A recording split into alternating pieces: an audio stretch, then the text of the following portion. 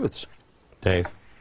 Well, first of all, hi, Glenn. How are you? Good to see you. Good to see A little you. gift for you. Thank you. That's from the war zone. Those are called hope bracelets, is what I call them. You said the key word. Doc, I'm going to tell you something. You are to me forever a mentor. And when you said the word hope, that's when this conversation has the possibility of bringing, instead of all the negative, which we do have to acknowledge. But I look at 27% divorce among Christians, and I say, whoa, what is that, 63, 73? 73. 73%? I was in the top 10% of the lower one-third of my class. 73% that don't go through divorce. I look at the lying, and you know what? That's 65% that didn't lie. But I think David's point is atheists, which, you know, a Christian will tell you, oh, you look, atheists. Sure. But you know why? They're better. You know why? Because they don't have anything to argue about. They don't have anything to disagree about. Well, there's something else as well, which is, I really do believe that statistic is a little flawed, David, with respect. I believe it's a little flawed because I think there's a bias towards depicting those of faith, particularly Christians, in a bad light. And the reason that atheists show such a low divorce rate is because atheists have a very low marriage rate. Obviously, when the question is asked, have you ever been divorced, obviously a whole lot of people say no, because the question doesn't say, have you also been married? They all just live together and happy ever after. But come on, you guys can't. I mean, no, you know what, James, know. You were on the radio show, and you brought up an interesting discussion when you and your wife left. Because I had dinner with these gentlemen last night, and my wife said about you and your wife, when we left, one of the most genuine people we know. When you got on the air, we had a little bet between us. How long will it take before you start bearing your testimony of Jesus? And it was about 12 seconds. We all lost. I think the earliest one was 30 seconds. And we were talking about how that is uncomfortable and trying to figure out why sometimes that's uncomfortable. You don't want to believe. You want to have somebody believe in something, but not so much. It's like the people with the pocket constitutions. I got the pocket constitution. You're like, okay, constitution boy, freak boy, thank you, back up.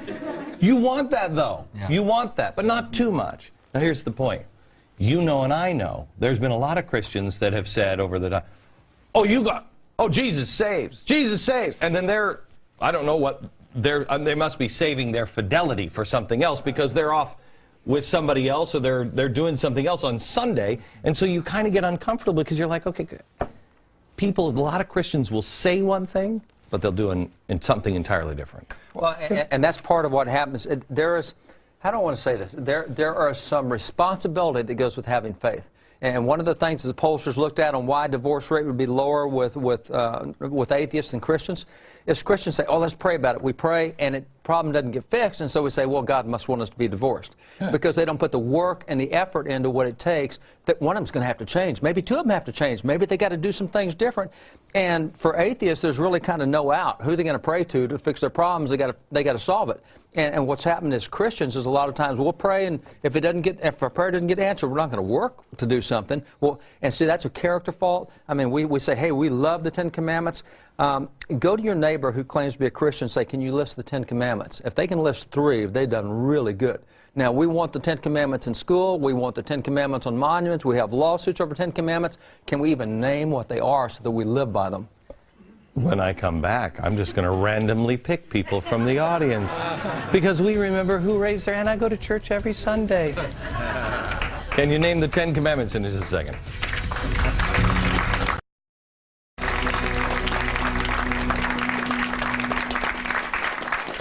With me now, 4 of my favorite people: David Barton, Rabbi Daniel Lappin, Reverend James Robison, and Dave Reaver, who is not a preacher.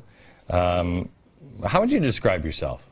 Well, I do preach. When my wife says I do a pretty good job on her.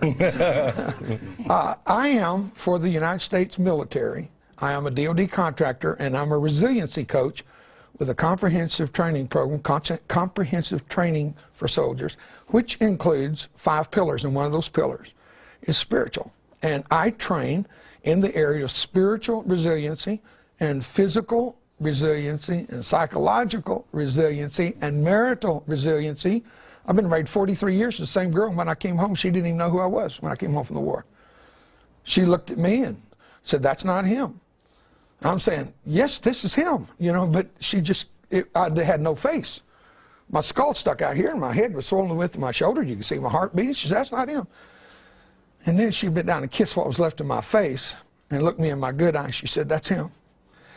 I made it. 43 years. It was the same one. We married when we were virgin, and we're still married. You thought I was going to say virgin. No, didn't you? So it's resiliency. And my goal, going back to Dr. Robinson, his statement about hope is the key to everything that we're trying to see here. And you harp on it all the time, too. Hope is the great resiliency of the human race. And if we put the truth in the middle, that's why whenever they call me to come speak at these as a resiliency coach, they don't ask me to talk about a religion I don't know anything about. They asked me to talk about Jesus Christ, the Son of God, who I happen to love with all my heart, who I believe died for me and rose from the dead and is coming back for me. I go in there and I talk that to these guys. And they come out of their funk. They're coming home and committing suicide and losing their marriages, and my job's to stop that on the battlefield before they ever get hope. And if this can work under the intense scrutiny and the crucible of war and suffering and pain and loneliness, dear God, it can work for anybody in this country. It's a message of hope, Glenn. May I ask you this?